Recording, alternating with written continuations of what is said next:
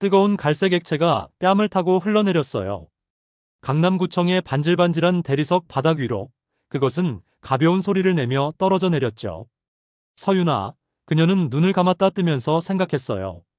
짙은 액체가 시야를 흐리고 공들인 화장을 무너뜨렸지만 그녀의 입가에는 여전히 희미한 미소가 걸려 있었답니다. 주변의 수군거림, 몰래 터지는 카메라 불빛, 그리고 이제는 남이 될 시어머니의 날카로운 목소리가 민원실의 공기를 찢었어요. 잡종, 근본도 없는 것. 그 모든 모욕의 한가운데서 유나는 천천히 소매로 얼굴을 닦아냈죠. 그 모습은 마치 5성급 호텔 파우더룸에서 화장을 고치는 듯 이 기이한 상황과 어울리지 않는 우아함이 배어 있었어요. 3년간의 인내, 3개월간의 악몽이 마침내 끝나는 순간이었답니다. 이혼 서류에 마지막 도장이 찍히고 그녀의 첫 번째 인생이 공식적으로 막을 내렸어요. 구청 문을 나서는 순간 눈부신 햇살이 그녀의 젖은 뺨 위로 쏟아졌죠. 심호흡을 하며 택시를 잡으려던 찰나 세상의 모든 소리가 잠시 멈춘 듯 했어요. 수십 대의 검은색 롤스로이스 팬텀이 유령처럼 소리 없이 다가와 구청 앞을 완벽하게 에워쌌답니다. 일제히 열린 차문에서 검은 양복을 입은 경호원들이 빈틈없이 도열했죠. 그리고 가장 긴 리무진의 문이 열리며 익숙하면서도 낯선 그림자가 드리워졌어요. 아시아 최고 재벌 서한그룹의 서진환 회장. 그녀의 아버지가 그곳에 있었답니다. 3년 만에 마주하는 얼굴이었죠. 우리 딸, 이제 놀 만큼 놀았니? 그 낮고도 단호한 목소리가 울려 퍼졌어요. 등 뒤에서 전 시어머니가 숨을 들이켜는 소리와 전 남편의 손에서 서류가 떨어지는 소리가 들렸답니다. 유나는 그 자리에 서서 자신을 향해 다가오는 아버지를 바라보며 숨 쉬는 것조차 잊었어요.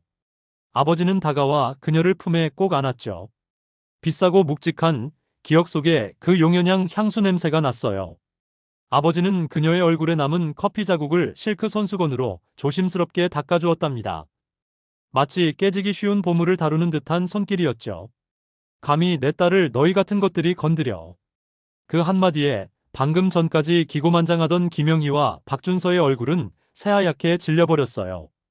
유나는 뒤에서 들려오는 히스테릭한 비명을 뒤로하고 아버지의 차에 올랐답니다.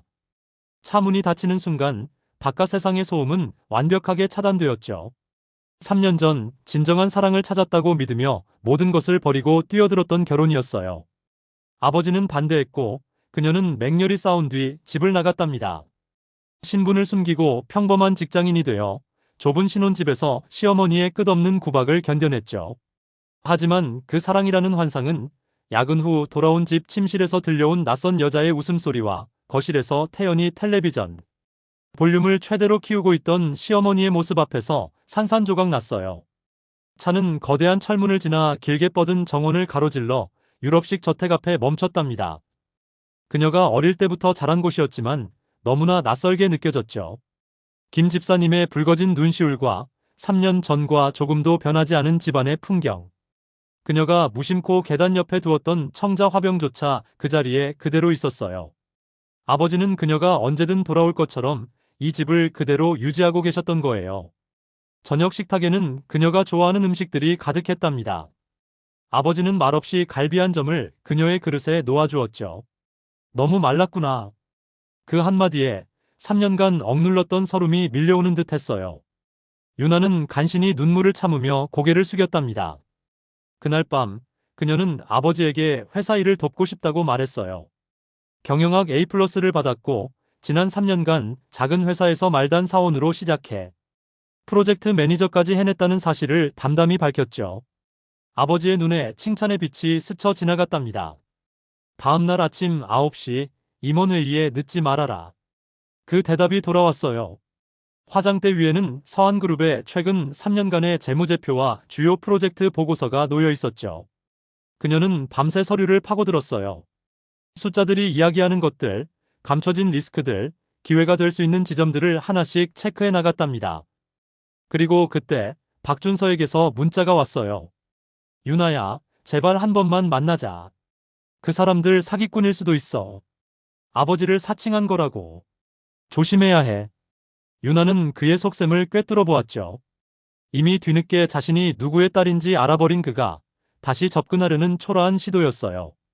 그녀는 차단 버튼을 누르며 냉소를 지었답니다. 다음 날 아침, 유나는 아버지가 준비해준 샤넬 수트를 입고 서한그룹 타워로 향했어요. 88층짜리 마천루, 서울의 중심에 우뚝 솟은 그 건물은 그녀가 돌아와야 할 자리였죠. 로비에 들어서자 직원들의 시선이 일제히 그녀에게 쏠렸답니다. 누군가는 수군거렸고 누군가는 놀란 표정을 감추지 못했어요. 임원회의실에 들어섰을 때 20여 명의 임원들이 일제히 자리에서 일어났죠. 아버지는 그녀를 그룹 부사장으로 소개하며 수도권 사업을 총괄하게 될 것이라고 발표했어요. 나이 지긋한 김 이사가 즉시 반발했답니다. 회장님, 아무리 따님이시라지만 실무 경험도 없는 분을 갑자기 부사장으로 임명하시다니요. 회사를 농담으로 아십니까? 유나는 침착하게 자리에서 일어났어요. 김 이사님, 저를 기억 못하시는 건 아니시죠? 15년 전 여름, 제가 13살 때 아버지 회사에 견학 왔을 때 저에게 바비 인형을 선물해 주셨잖아요. 분홍색 드레스 입은 거요. 김 이사의 표정이 순간 부드러워졌죠. 아, 그때 그 꼬마 아가씨가 벌써 그렇게 컸단 말인가. 네, 그리고 저는 대학에서 경영학을 전공했고 서한그룹 인턴으로 여름방학마다 일했어요. 물론 제 신분을 밝히지 않고요. 졸업 후에는 중견기업에서 3년간 실무를 쌓았답니다. 말단 사원에서 시작해서 프로젝트 매니저까지 올라갔죠. 그녀는 태블릿 PC를 꺼내 자신의 프로젝트 포트폴리오를 스크린에 띄웠어요. 매출 증가율, 고객 만족도, 팀 성과 지표들이 차례로 나타났답니다. 임원들의 표정이 조금씩 바뀌기 시작했죠. 게다가 저는 이 자리에 계신 모든 분들을 기억해요. 박 상무님은 제가 8살 때 아버지 생신 파티에서 마술쇼를 보여주셨고, 정 전무님은 제가 대학 입학할 때 축하난을 보내주셨죠. 최 이사님은 제 어머니 장례식 때 밤새 영정 앞을 지켜주셨고요. 회의실이 조용해졌어요. 그녀는 한 명 한 명의 눈을 바라보며 말을 이었답니다. 저는 이 회사가, 그리고 여기 계신 모든 분들이 얼마나 소중한지 알아요. 그래서 절대 실망시키지 않을 겁니다. 아버지가 만족스러운 표정으로 고개를 끄덕였죠. 그럼 본론으로 들어가지. 수도권 프로젝트 현황 보고부터 시작하겠네. 수도권 본부장이 일어나 보고를 시작했어요. 현재 프로젝트가 심각한 위기에 처해 있습니다. 경쟁사인 대림그룹에서 우리 핵심 인력을 빼가고 있어서요.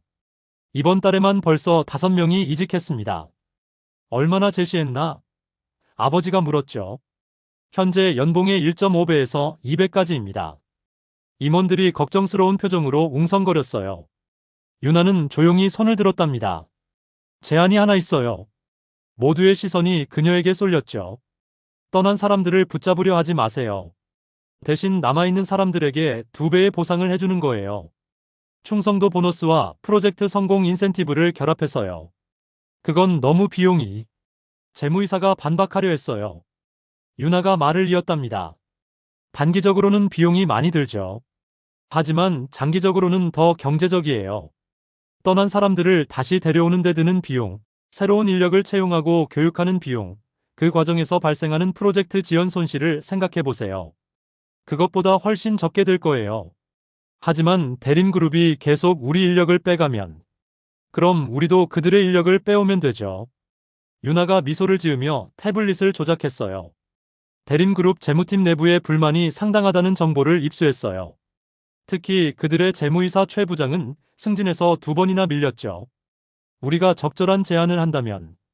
아버지의 눈이 반짝였답니다. 계속해봐라.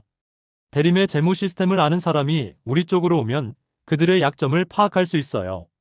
게다가 최 부장은 업계에서 실력으로 유명하잖아요. 일석이조죠. 김 이사가 고개를 끄덕였어요. 나쁘지 않은 전략이군. 그런데 어떻게 대림 내부 사정을 그렇게 자세히 알고 있나? 유나가 자신있게 대답했죠. 어젯밤 준비했어요. 업계 인맥들에게 연락해서 정보를 모았답니다. 여기 상세한 분석 자료가 있어요.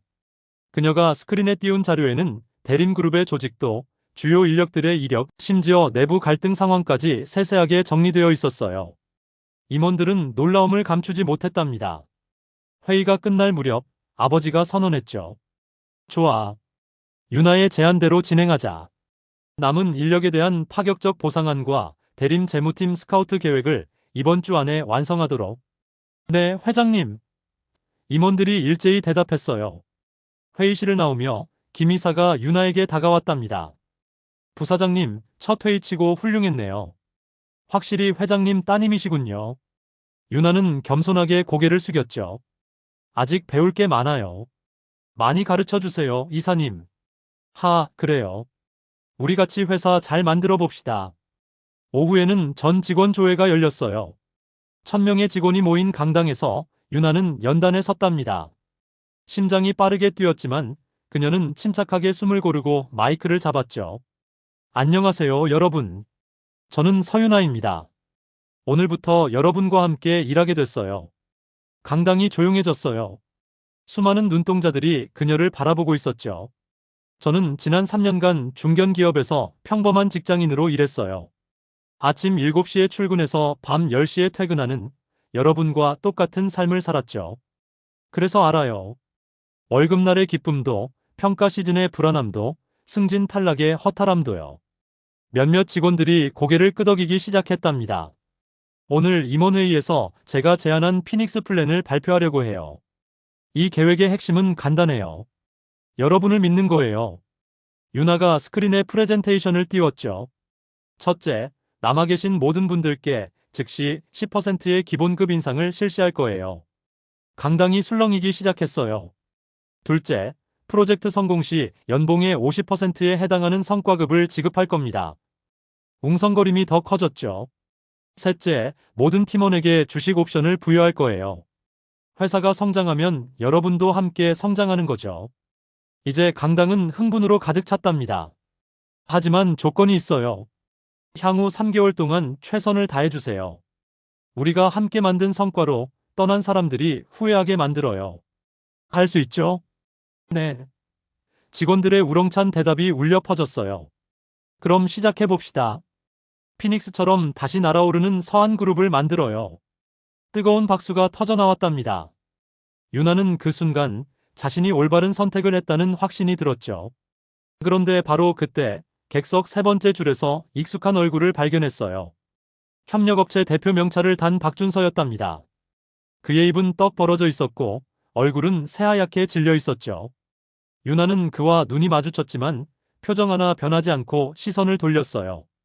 질의응답 시간이 시작됐답니다. 한 젊은 직원이 손을 들었죠. 부사장님, 솔직히 여쭤봐도 될까요? 회장님 따님이라는 배경 때문에 이 자리에 오신 거 아닌가요? 강당이 순간 조용해졌어요.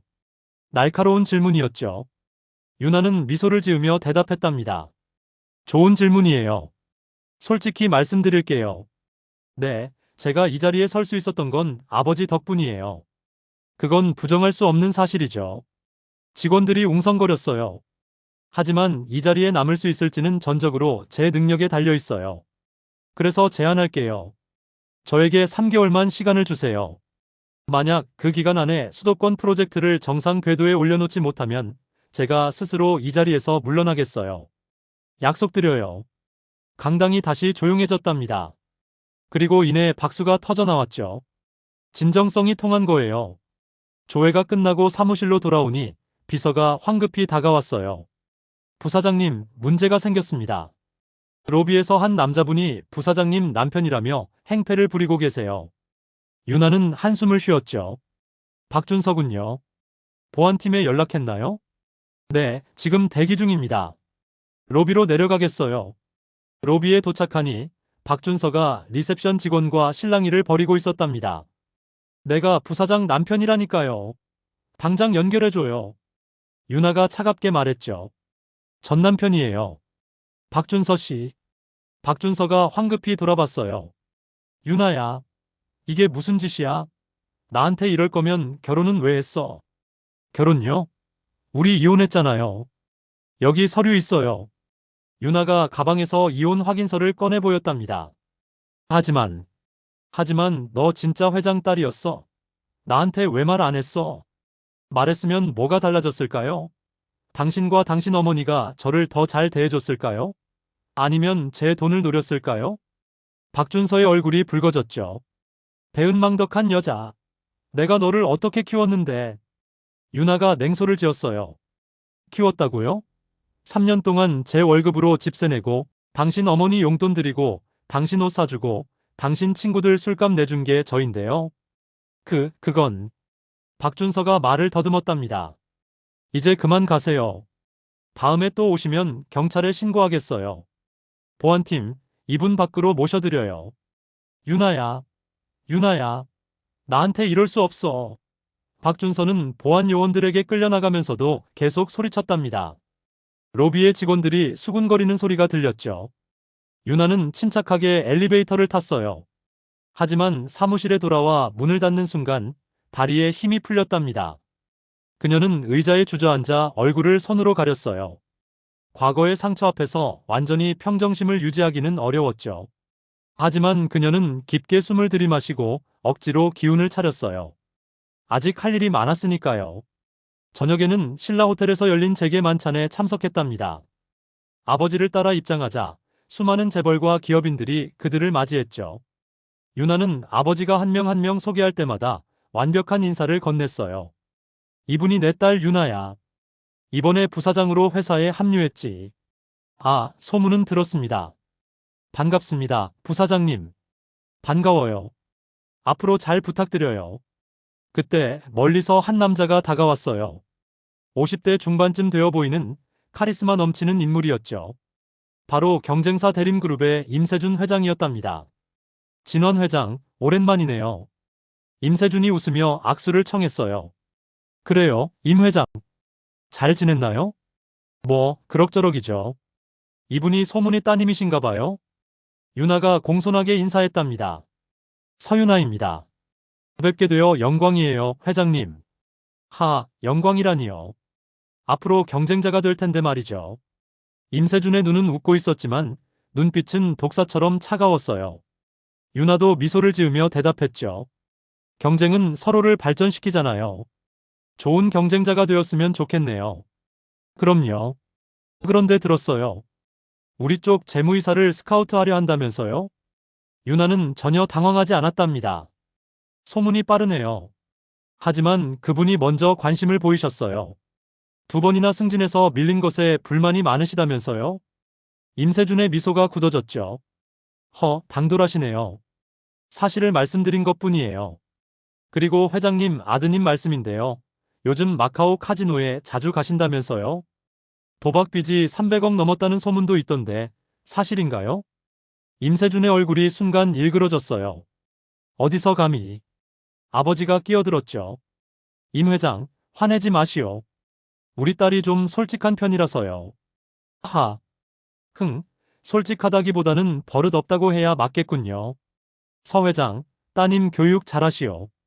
재계가 좁은데 말이오. 임세준은 그렇게 말하고 돌아섰답니다. 아버지가 유나에게 작은 목소리로 말했죠. 너무 도발하지 마라. 임세준은 위험한 사람이야. 알아요, 아빠. 하지만 먼저 도발한 건 그쪽이에요. 우리 인력 빼간 것도 재무이사 스카우트 계획을 흘린 것도요. 그래도 조심해라. 저 사람은 수단과 방법을 가리지 않아. 저도 마찬가지예요. 그날 밤 집에 돌아와 샤워를 하고 있는데 휴대폰에 문자가 왔답니다. 발신자는 표시되지 않았죠. 예쁜 부사장님 조심하세요. 높이 올라갈수록 떨어질 때 더 아파요. 첨부된 사진에는 유나와 박준서의 결혼사진 위에 붉은색 X자가 그려져 있었어요. 유나는 눈살을 찌푸렸답니다. 유치한 협박이었죠. 곧이어 박준서에게서 또 문자가 왔어요. 유나야, 미안해. 우리 어머니가 술 드시고 실수하신 거야. 용서해줘. 유나는 냉소를 지으며 2번호 모두 차단했답니다. 하지만 마음 한구석이 불편했죠. 이건 시작에 불과할 거예요. 다음 날 아침 출근하자마자 인사팀장이 황급히 달려왔어요. 부사장님, 큰일 났습니다. 무슨 일이에요? 사내 익명 게시판에 부사장님에 대한 악성 루머가 퍼지고 있어요. 그리고 합성 사진도요. 유나는 컴퓨터로 게시판을 확인했답니다. 그곳에는 그녀가 여러 남자들과 부적절한 관계를 맺었다는 글과 함께 조잡하게 합성된 사진들이 올라와 있었죠. IP 추적 가능한가요? 네, 지금 시스템팀에 의뢰했습니다. 아버지가 사무실로 들어왔어요. 봤니? 네, 아빠. 임세준 짓이야. 확실해. 유나는 고개를 저었답니다. 아니에요. 이건 더 가까운 곳에서 나온 거예요. 무슨 말이냐? 사진 배경을 보세요. 저건 우리 회사 내부예요. 복도 인테리어가 보이죠? 임세준이 우리 회사 내부 사진을 가지고 있을 리 없어요. 내부에 조력자가 있다는 뜻이에요. 아버지의 얼굴이 굳어졌죠. 그럼 제가 직접 처리할게요, 아빠. 이건 제 문제니까요. 유나는 즉시 감사팀을 불렀어요. 협력업체 중에 신다자재라는 곳 있죠? 네, 있습니다. 그 회사 거래 기록 전부 가져와요. 3년치요. 감사팀이 가져온 서류를 검토하던 유나는 이상한 점을 발견했답니다. 품질 미달인 자재가 여러 차례 검수를 통과한 거예요. 그리고 그 서류에 서명한 사람은 최근 대림그룹으로 이직한 전 수도권 본부장이었죠. 신다자재 대표가 누구죠? 박준서라는 사람입니다. 유나는 미소를 지었어요. 모든 퍼즐이 맞춰지기 시작했답니다. 그때 비서가 급히 들어왔죠. 부사장님, 우진그룹의 이현우 CEO님께서 전화하셨습니다. 비즈니스 협력건으로 만나고 싶다고 하세요. 이현우? 유나는 그 이름을 들은 순간 가슴이 쿵했어요. 3년 전 아버지가 결혼시키려 했던 바로 그 사람이었죠. 언제 만나고 싶대요? 오늘 저녁 식사 자리를 제안하셨습니다. 알겠어요. 수락한다고 전해주세요. 저녁이 되어 유나는 호텔 레스토랑에 도착했답니다. 이미 도착해 있던 이현우가 자리에서 일어나 그녀를 맞이했죠. 3년 전보다 더 성숙해진 모습이었어요. 오랜만이에요, 유나 씨. 그러게요. 이 CEO님. 편하게 현우라고 불러주세요. 우린 예전부터 알던 사이잖아요. 둘은 자리에 앉았답니다. 이현우가 먼저 말을 꺼냈죠. 축하해요. 서한그룹 복귀하신 거. 고마워요. 우진그룹 CEO 취임도 축하해요. 하하, 둘 다 아버지 덕분이죠 뭐. 그래도 자기 능력이 있어야 그 자리에 있을 수 있는 거잖아요. 이현우가 진지한 표정이 되었어요. 사실 오늘 만나자고 한 건 단순한 비즈니스 협력 때문만은 아니에요. 그럼요. 유나 씨가 지금 위험한 상황에 있다는 걸 알아요. 유나는 놀라지 않고 차분하게 물었답니다. 어떤 위험이요? 대림그룹이 유나 씨를 타겟으로 삼았어요. 그런데 그 뒤에 더 무서운 사람들이 있어요. 누구죠? 조씨 집안이요. 유나의 표정이 굳어졌어요. 조씨 집안. 서울 4대 가문 중 하나로 정치와 경제를 모두 쥐고 있는 무시무시한 가문이었죠. 왜 조씨 집안이 저를? 수도권 프로젝트 때문이에요. 그 땅 밑에 뭔가 있어요. 정확히는 모르겠지만 조씨 집안이 그걸 노리고 있다는 건 확실해요. 유나는 잠시 생각에 잠겼답니다. 정보 고마워요. 그런데 왜 저한테 이런 정보를 주는 거죠? 이현우가 그녀를 바라보며 말했어요. 3년 전에 맞선 거절했던 거 아직도 서운해요? 아니요. 오히려 잘 됐어요. 전 누군가의 거래 대상이 되고 싶지 않았거든요. 맞아요. 저도 그래서 거절했어요. 가문의 이익을 위한 결혼은 하고 싶지 않았으니까요. 유나가 고개를 들어 그를 바라봤죠. 그의 눈빛은 진지했어요. 하지만 지금은 달라요. 유나 씨는 더 이상 서진원 회장의 딸이 아니라 동등한 비즈니스 파트너잖아요. 그래서 다시 시작할 수 있을 것 같아요. 친구로서요. 유나는 미소를 지었답니다. 좋아요. 친구로 시작해봐요. 그날 밤 집에 돌아온 유나는 감사팀의 최종 보고서를 받았어요. 신다자재의 실소유주가 임세준 회장의 조카라는 충격적인 사실이 밝혀졌답니다. 박준서는 그저 명의만 빌려준 바지 사장이었죠. 모든 것이 연결됐어요. 임세준이 내부에 박준서를 심어두고 서한그룹의 정보를 빼내고 품질 미달 자재를 납품하면서 수도권 프로젝트를 망치려 했던 거예요. 유나는 즉시 아버지에게 보고했답니다. 아빠, 신다자재와의 계약 해지하고 손해배상 청구 들어가야 해요. 근거가 확실한가? 네, 여기 증거 서류 다 있어요. 아버지가 서류를 검토하더니 고개를 끄덕였죠. 좋아. 법무팀에 넘기자. 그리고 이 기회에 신다자재를 인수하는 건 어떨까? 인수요? 회사 자체는 괜찮아. 다만 경영진이 문제였을 뿐이지. 우리가 인수해서 제대로 경영하면 오히려 이득이 될 거야. 유나는 아버지의 통찰력에 감탄했답니다. 좋은 생각이에요, 아빠. 다음 날 감사팀의 추가 보고가 올라왔어요. 루머를 퍼뜨린 IP 주소가 추적됐는데 그건 박준서의 집 주소였답니다. 그리고 게시판 접속 시간을 분석한 결과 그가 직접 올렸다는 증거도 확보됐죠. 윤아는 모든 증거를 법무팀에 넘기며 명예훼손으로 고소했어요. 동시에 신다 자재와의 계약 해지와 손해배상 소송도 진행했답니다. 퇴근 무렵 비서가 다시 보고했죠. 부사장님, 로비에서 김영희 씨가 소란을 피우고 있습니다. 또요? 뭐라고 하던가요? 부사장님이 자기 며느리라면서 만나달라고 하는데 말이 안 통해요. 무시하세요. 출입 금지 명단에 올려두고요. 그날 밤 윤아는 집에서 서류 작업을 하고 있었답니다. 자정이 넘어서야 잠자리에 들었죠. 하지만 새벽 6시 급한 전화벨 소리에 잠에서 깼어요. 부사장님, 큰일 났습니다. 수도권 프로젝트 책임자인 장 본부장의 다급한 목소리였답니다. 무슨 일이에요? 기술팀 전체가 집단 사표를 냈어요. 그리고 대림그룹으로 옮겨간대요. 윤아는 벌떡 일어났죠. 누가 빠져나갔어요? 성 팀장을 포함해서 15명이요. 심지어 핵심 기술 특허를 보유한 진 부장까지 포함됐어요. 지금 당장 출근할게요. 긴급회의 소집하세요. 윤아가 회사에 도착했을 때 아버지도 이미 와 있었답니다. 그의 얼굴은 굳어 있었죠. 임세준한테서 문자 왔다. 자기가 우리 기술팀 전부 데려갔다고, 이제 수도권 프로젝트는 끝났다고 자랑하더군. 아빠, 2시간만 주세요. 뭘 할 건데? 제게 계획이 있어요. 윤아는 즉시 비서에게 지시했답니다. 카이스트의 로건우 교수님 연락처 찾아서 바로 연결해줘요. 로건우 교수님이요? 네, 로봇공학과 스마트시티 설계의 권위자시죠. 우리 프로젝트와 유사한 시스템을 개발하신 분이에요. 30분 후 화상회의가 연결됐답니다. 로 교수는 60대 중반의 인자한 인상이었죠. 안녕하세요, 교수님. 저는 서한그룹 부사장 서윤아입니다. 아, 서 회장님 따님이시군요. 무슨 일로 이렇게 아침 일찍 연락하셨나요?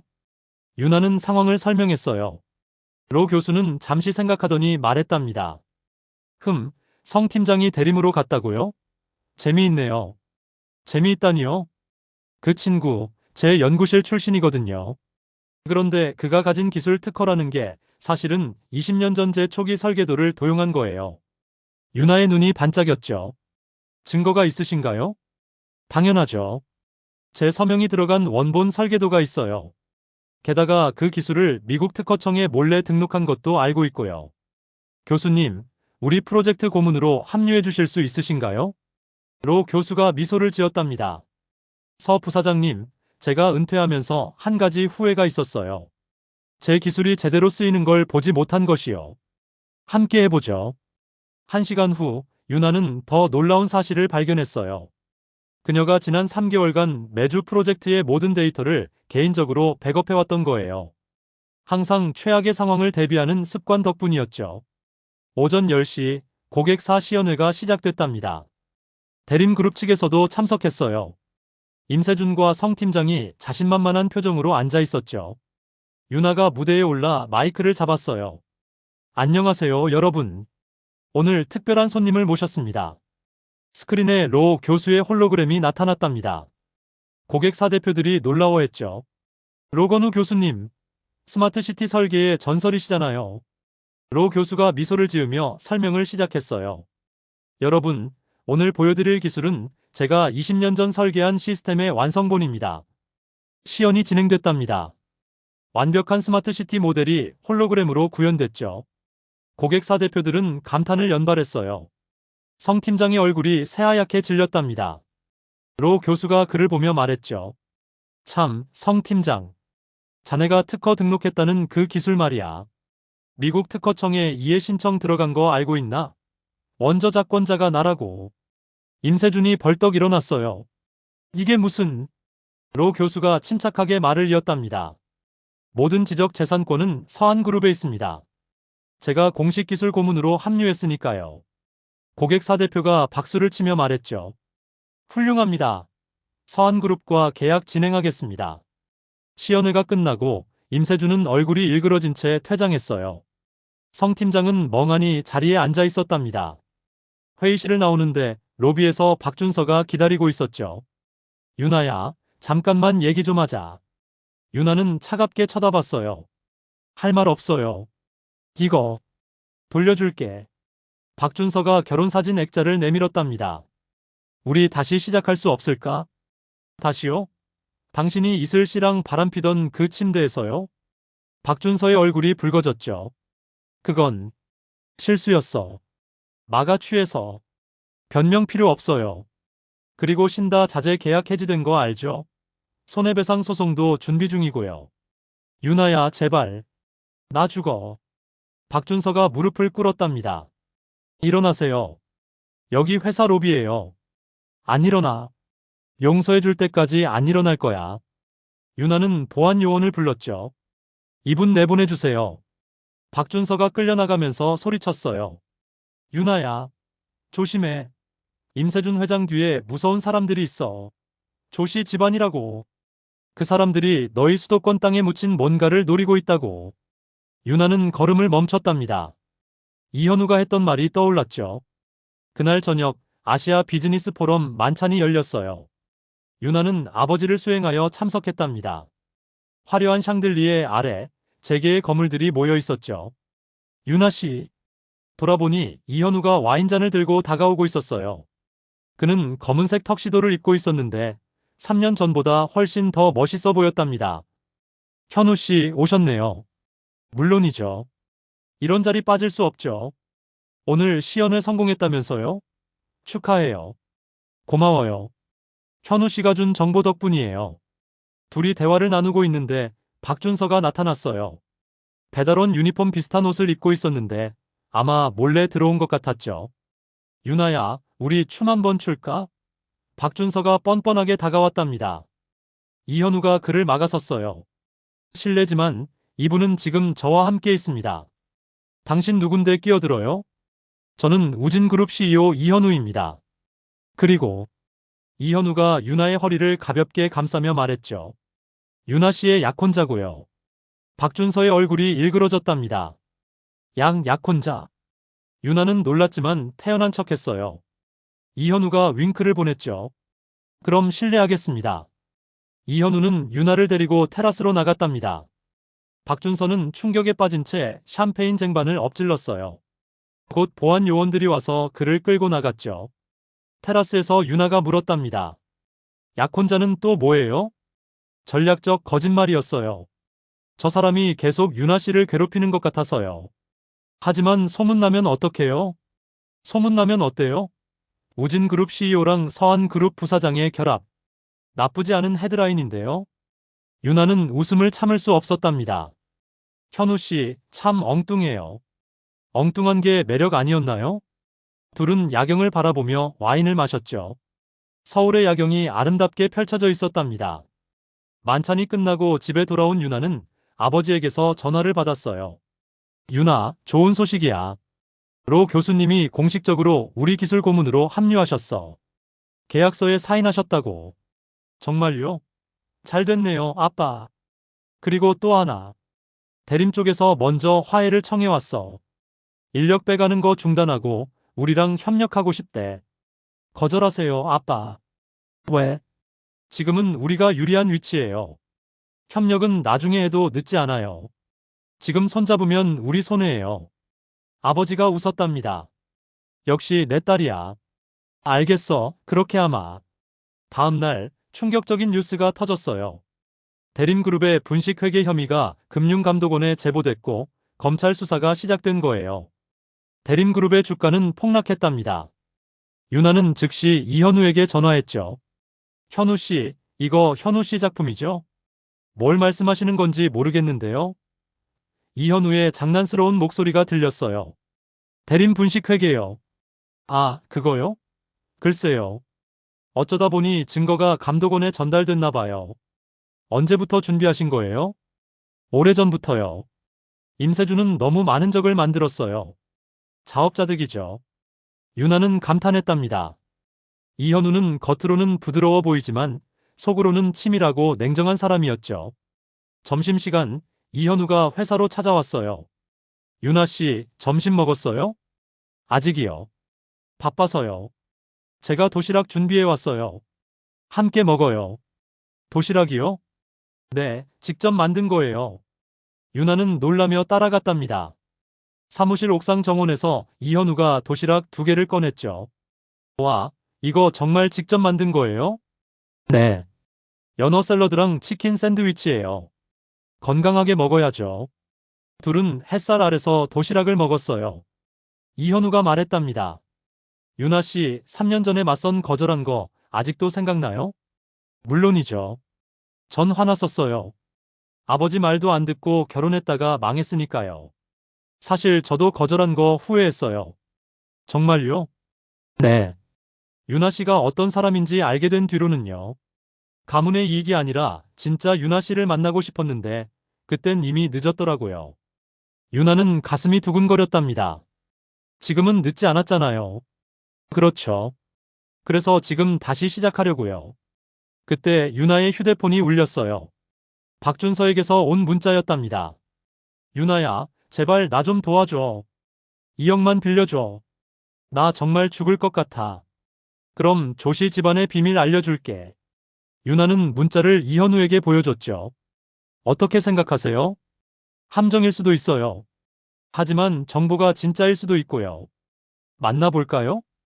제가 같이 갈게요. 저녁에 둘은 조용한 카페에서 박준서를 만났답니다. 박준서는 초췌한 모습이었죠. 유나야, 고마워. 정말 고마워. 정보부터 주세요. 박준서가 USB를 꺼내 건넸어요. 여기 다 있어. 임세준이랑 조명희가 만나는 녹음 파일이랑 서한그룹 명의로 불법 히토류 채굴하려는 계획서까지. 히토류요? 그래. 수도권 땅 밑에 히토류가 묻혀있대. 그걸 캐내려고 조씨 집안이 임세준이랑 손잡은 거야. 유나와 이현우는 눈빛을 교환했답니다. 모든 퍼즐이 맞춰지는 순간이었죠. 그럼 2억은? 내일 계좌로 보내줄게요. 박준서가 일어서려는데 이현우가 그를 제지했어요. 잠깐만요. 이 USB 바이러스 체크부터 해야겠네요. 박준서의 얼굴이 굳어졌답니다. 바이러스? 무슨 소리야? 이현우가 노트북을 꺼내 USB를 삽입했죠. 과연 바이러스가 검출됐어요. 역시 유나 씨 컴퓨터에 이걸 꽂았으면 모든 정보가 털렸을 거예요. 박준서가 땀을 흘리며 말했답니다. 미안해. 임세준이 시켜서. 이제 진짜 정보 주세요. 안 그러면 경찰 부를 거예요. 박준서는 결국 진짜 USB를 꺼내주었답니다. 그리고 그는 울먹이며 말했죠. 유나야, 미안해. 정말 미안해. 내가 너무 잘못했어. 유나는 차갑게 대답했어요. 이제 와서 사과해봤자 소용없어요. 그냥 가세요. 박준서가 카페를 나간 뒤 유나와 이현우는 USB의 내용을 확인했답니다. 정말로 임세준과 조명희의 녹음 파일이 있었고 불법 채굴 계획서도 있었죠. 이거 엄청난 정보네요. 이현우가 말했어요. 이걸로 반격할 수 있겠어요? 물론이죠.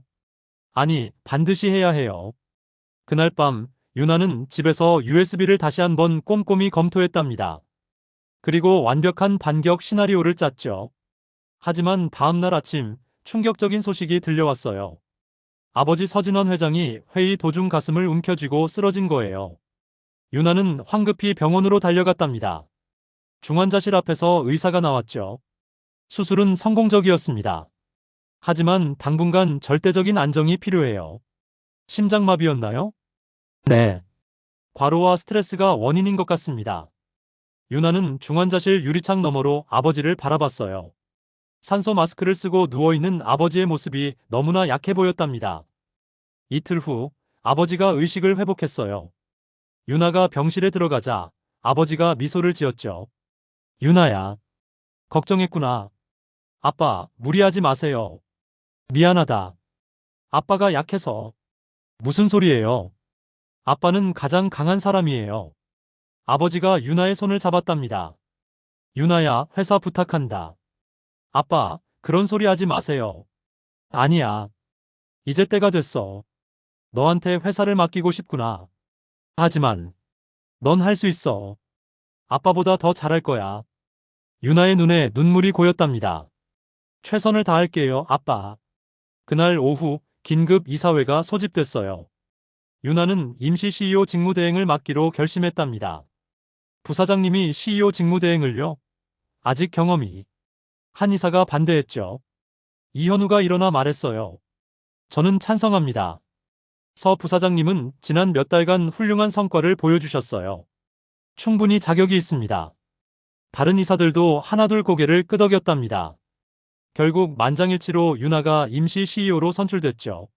하지만 그날 저녁 더 큰 위기가 찾아왔어요. 임세준이 서한그룹에 적대적 인수를 시도한 거예요. 부사장님, 대림그룹이 우리 주식을 대량 매입하고 있습니다. 재무이사가 급히 보고했답니다. 얼마나요? 현재 15%까지 확보한 상태고 계속 늘어나고 있어요. 유나는 즉시 대책회의를 소집했죠. 이현우도 함께했답니다. 우호 지분을 늘려야 해요. 이현우가 말했어요. 하지만 자금이. 우진그룹이 도울게요. 우리가 지분 10%를 매입하겠습니다. 정말요? 네. 우린 파트너잖아요. 하지만 문제는 계속 생겼답니다. 다음 날 재무팀의 한 여직원이 내부 스파이로 밝혀진 거예요. 그 여직원, 박준서의 대학 동기래요. 인사팀장이 보고했죠. 또 박준서예요? 네. 그리고 박준서 사촌형 계좌를 통해 서한 주식이 대량 매도되고 있어요. 유나는 분노했답니다. 하지만 감정을 억누르고 냉정하게 대처했죠.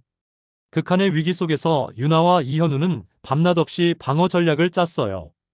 어느 날 새벽 사무실에서 둘이 서류와 씨름하고 있을 때였답니다. 유나 씨, 잠깐 쉬어요. 사흘째 제대로 못 주무셨잖아요. 괜찮아요. 이거 끝내야 해요. 그래도 컵라면이라도 먹어요. 이현우가 컵라면 2개를 들고 왔죠. 둘은 창가에 앉아 컵라면을 먹었답니다. 새벽 서울의 불빛이 아름다웠어요. 현우 씨, 왜 이렇게까지 도와주는 거예요? 유나가 물었죠. 왜긴요? 당연한 거잖아요. 당연하지 않아요. 회사 위기에 다른 그룹이 도와줄 이유가 없어요. 이현우가 유나를 바라봤답니다. 유나 씨, 저는. 네? 아니에요. 나중에 얘기할게요. 지금은 이 위기부터 넘기자고요. 유나는 이현우의 따뜻한 눈빛에 가슴이 두근거렸답니다. 다음 날 박준서가 또다시 연락을 해왔어요. 이번에는 중요한 정보가 정말로 있다면서요. 또 속임수 아닐까요? 이현우가 걱정했죠. 아마 그럴 거예요. 하지만 역으로 이용할 수 있을 것 같아요. 둘은 카페에서 박준서를 만났답니다. 박준서는 이번에도 USB를 들고 왔죠. 이번엔 진짜야. 경제포럼에서 임세준이랑 조명희가 서한 분식회계를 폭로할 거래. 여기 위조 서류도 다 있어. 유나는 USB를 받아들었어요. 하지만 즉시 보안 전문가에게 넘겨 분석했답니다. 역시 바이러스랑 스파이웨어가 들어있네요. 보안 전문가가 말했죠. 삭제하고 내용만 복사해주세요. 내용을 확인한 유나는 미소를 지었답니다. 위조 서류와 함께 임세준과 조명희의 진짜 대화 녹음도 들어있었죠. 그리고 결정적으로 박준서가 임세준에게 서유나는 아직 나한테 감정이 남아있다고 거짓말하는 녹음까지 있었어요. 이거면 충분해요.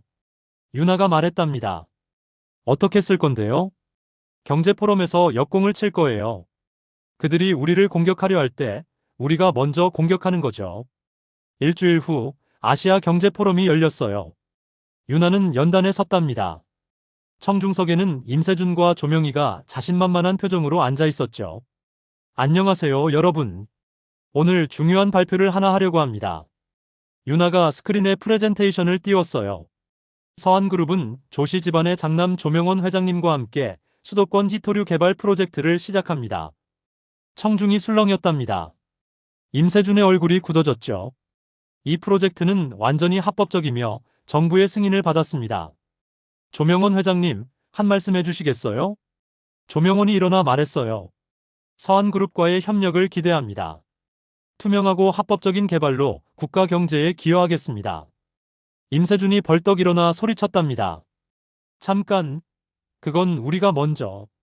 유나가 그를 막았죠. 임세준 회장님, 말씀하시기 전에 이것 좀 들어보시겠어요? 스피커에서 녹음 파일이 재생됐답니다.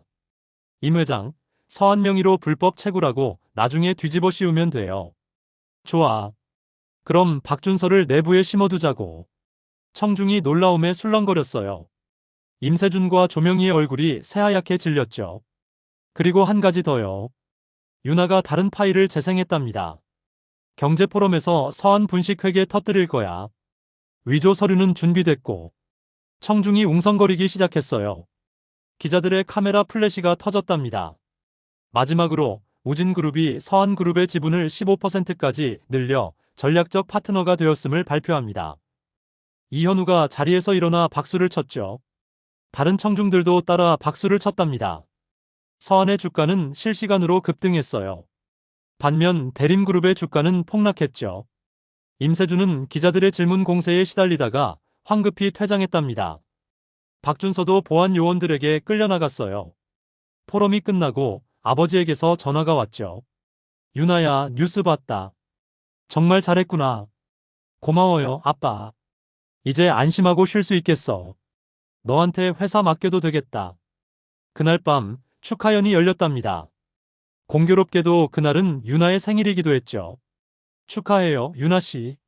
이현우가 샴페인을 건넸어요. 고마워요, 현우 씨. 현우 씨 덕분이에요. 제 덕분이 아니에요. 윤아 씨가 잘한 거죠. 축하연이 끝날 무렵 이현우가 말했답니다.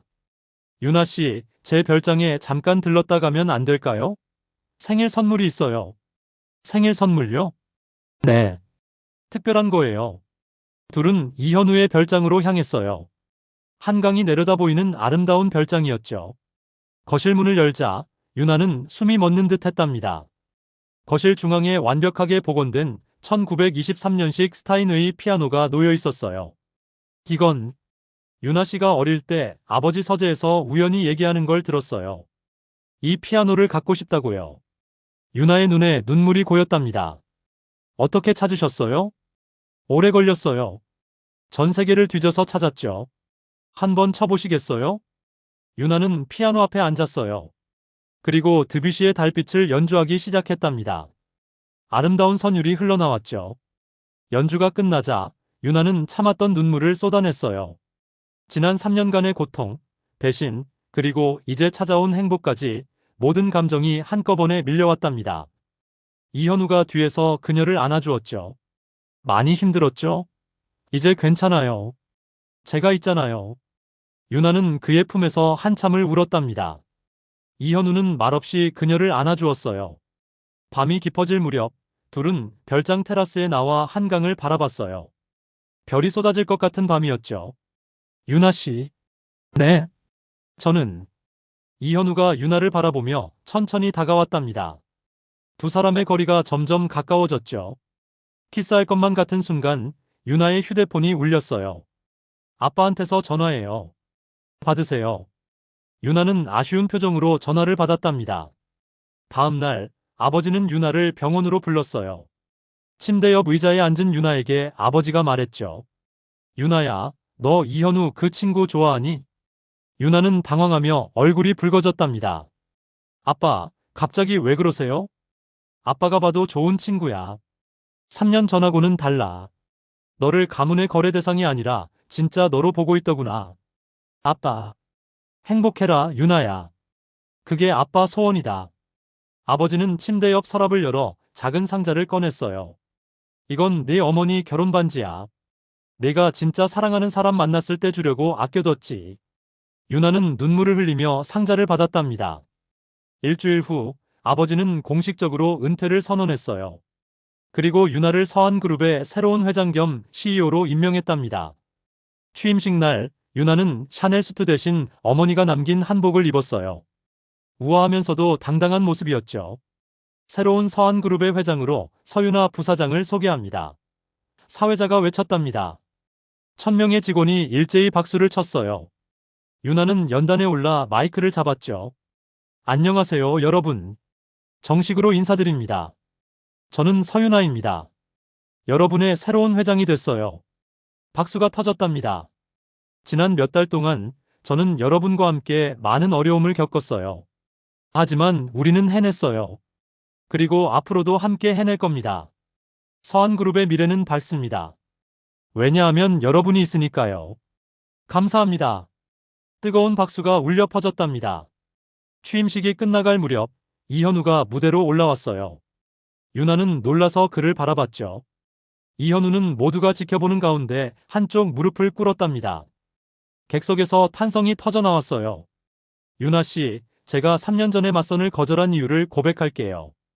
전 가문의 이익을 위한 결혼은 하고 싶지 않았어요.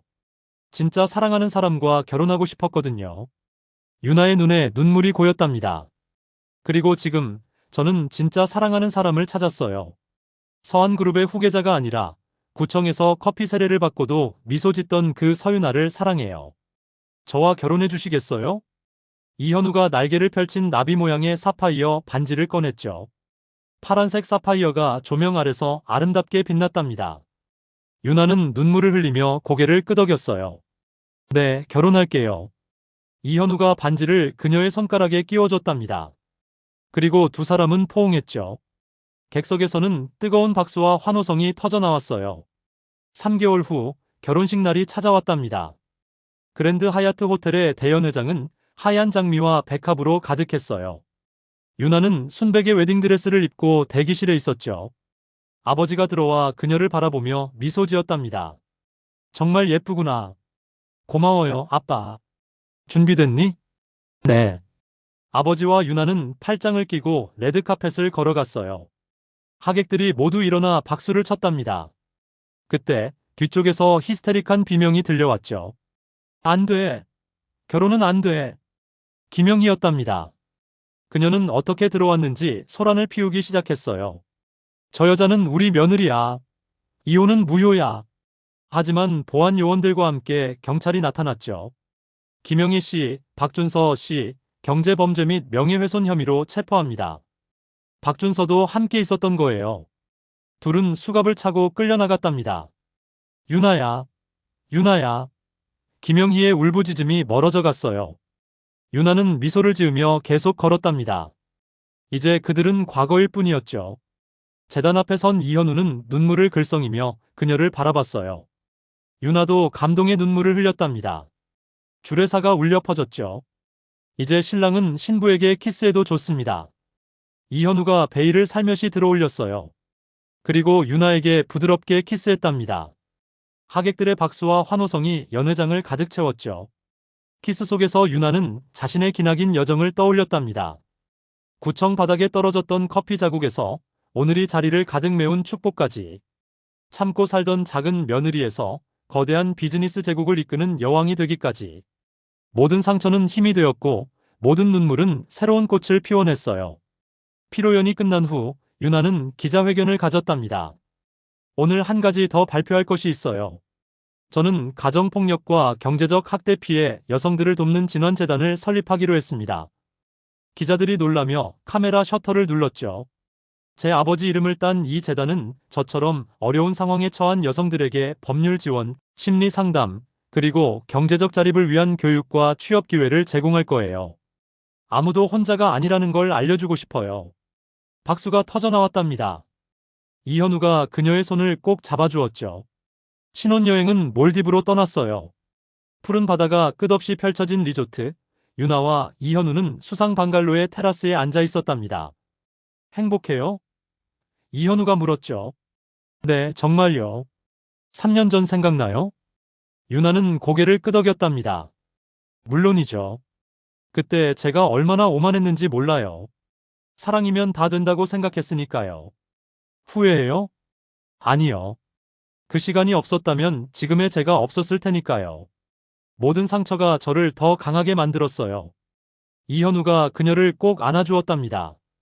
이제는 제가 유나 씨를 지킬게요. 전 혼자서도 강해요. 알아요. 그래서 더 멋있는 거예요. 하지만 이제는 혼자가 아니잖아요. 둘은 석양을 바라보며 미소 지었죠. 하늘은 주황빛과 분홍빛으로 물들어 있었답니다. 그날 밤 유나는 발코니에 나와 별을 바라봤어요. 3년 전 구청 앞에서의 그 순간이 떠올랐답니다. 뺨을 타고 흘러내리던 뜨거운 커피, 주변의 수군거림, 그리고 자신을 향한 모욕들. 하지만 그 순간이 없었다면 지금의 행복도 없었을 거예요. 유나는 깨달았답니다. 인생은 때로 우리를 바닥까지 떨어뜨리지만 그건 더 높이 날아오르기 위한 준비 과정일 뿐이라는 걸요. 유나 씨, 뭐 생각해요? 이현우가 뒤에서 다가왔죠. 과거 생각하고 있었어요. 후회돼요? 아니요. 감사해요. 모든 순간에요. 이현우가 그녀를 뒤에서 안아주었답니다. 앞으로의 시간은 행복한 기억으로만 채워요. 약속해요? 약속해요. 둘은 그렇게 포옹한 채 별을 바라봤답니다. 일주일 후 서울로 돌아온 유나는 회사로 출근했어요. 비서가 스케줄을 보고했죠. 회장님, 오늘 오전에는 신규 프로젝트 회의가 있고 오후에는 진환재단 이사회 첫 모임이 예정되어 있습니다. 알겠어요. 그리고 이제 저한테 회장님 대신 유나라고 불러도 돼요. 비서가 놀라며 웃었답니다. 하지만 격식도 중요하지만 우린 팀이잖아요. 편하게 지내요. 감사합니다, 회장님. 아니, 유나 씨. 오전 회의가 끝나고 유나는 진환재단 사무실로 향했어요. 강남의 한 빌딩 전체를 재단 사무실로 꾸몄답니다. 회장님, 벌써 150명의 여성들이 도움을 요청해 왔어요. 재단 이사가 보고했죠. 그렇게 많아요? 네, 생각보다 훨씬 많은 분들이 어려움을 겪고 계세요. 유나는 마음이 아팠답니다. 최선을 다해서 도와드려요. 모든 분들께. 네, 회장님. 그리고 한 분이 회장님을 직접 뵙고 싶어 하세요. 누구죠? 박준서 씨의 전 직장 동료였던 분인데요. 비슷한 상황을 겪으셨대요. 유나는 그 여성을 만났어요. 30대 초반의 여성은 눈물을 흘리며 말했답니다. 회장님 뉴스 보고 용기를 얻었어요. 저도 이혼하고 싶은데 방법을 몰라서요. 유나는 그녀의 손을 잡아주었죠. 괜찮아요. 우리가 도와드릴게요. 혼자가 아니에요. 그 여성이 울먹이며 고마워했답니다. 유나는 그 순간 자신의 고통이 헛되지 않았다는 걸 느꼈어요. 저녁에 이현우와 저녁 식사를 했답니다. 이현우가 물었죠. 오늘 재단 일은 어땠어요? 힘들지만 보람 있어요. 제 이야기가 누군가에게 용기가 된다니 신기해요. 유나 씨는 정말 대단해요. 대단한 게 아니라 당연한 거예요. 제가 받은 도움을 나눠주는 거니까요. 이현우가 와인잔을 들어 올렸답니다. 우리의 미래를 위해 건배해요. 건배. 두 잔이 부딪히는 맑은 소리가 울려 퍼졌죠. 몇 달이 흘렀답니다. 서한그룹은 승승장구했고 진환재단은 이미 500명이 넘는 여성들을 도왔어요. 유나의 이야기는 많은 사람들에게 영감을 주었답니다. 어느 날 유나는 병원에서 아버지를 만났어요. 아버지는 많이 회복되어 있었죠. 유나야, 요즘 뉴스 보니 내가 정말 잘하더구나. 아빠 덕분이에요. 아니야. 내 힘으로 해낸 거야. 아빠는 그저 기회를 준 것뿐이지. 아빠, 건강 괜찮으세요? 응. 의사 선생님이 거의 다 나았대. 곧 퇴원할 수 있을 거야. 유나는 안도의 한숨을 쉬었답니다. 정말 다행이에요. 그런데 말이야, 유나야. 네? 손주 언제 볼 수 있니? 유나는 얼굴이 붉어지며 웃었죠. 아빠, 아직 결혼한 지 얼마 안 됐잖아요. 그래도 아빠 나이가 있어서 말이지. 하. 둘은 함께 웃었답니다. 따뜻하고 행복한 순간이었어요. 그날 저녁, 집에 돌아온 유나는 이현우에게 아버지의 말을 전했죠. 아빠가 손주 보고 싶대요.